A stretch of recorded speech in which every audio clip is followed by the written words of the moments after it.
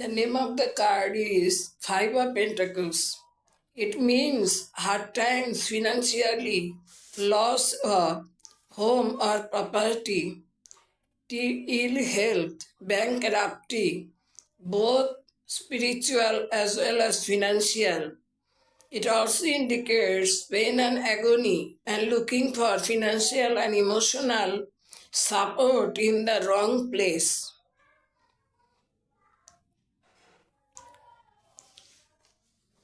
দুজন ভিক্ষুক, এই কার্ডটার নাম হচ্ছে ফাইভ অফ পেন্টাকলস।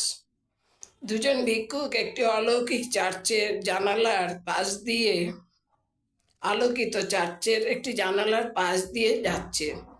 বরফ ঝরে পড়ছে। এরকম ঝড়ের রাতে একজন খোড়া এবং অপরজন নিঃস্ব। এটা ভালো ভাগ্য অর্জন করার বিপরীত কার্ড, যা নাকি পেন্টাকেলসের মাধ্যমে আবির্ভূত হয়। এখানে মেসেজ হলো প্রচুর আর্থিক অনটন, ভিক্ষুকেরা আধ্যাত্মিক পথ, ভিক্ষুকরা আধ্যাত্মিক পথ পরিত্যাগ করে, উপেক্ষা করে আর কি, গির্জার উষ্ণতাকে না দেখে সোজা চলে যাচ্ছে।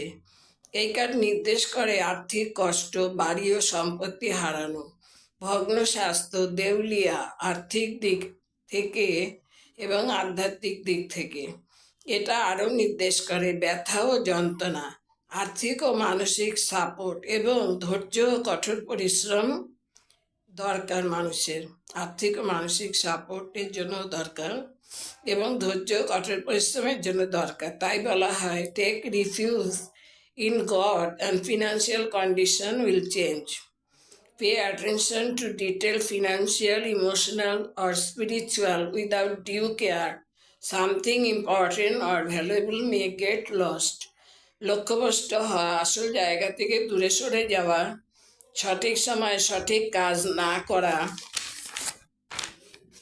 সাদা বড় প্রাকৃতিক বিপর্যয় বোঝাচ্ছে। এটা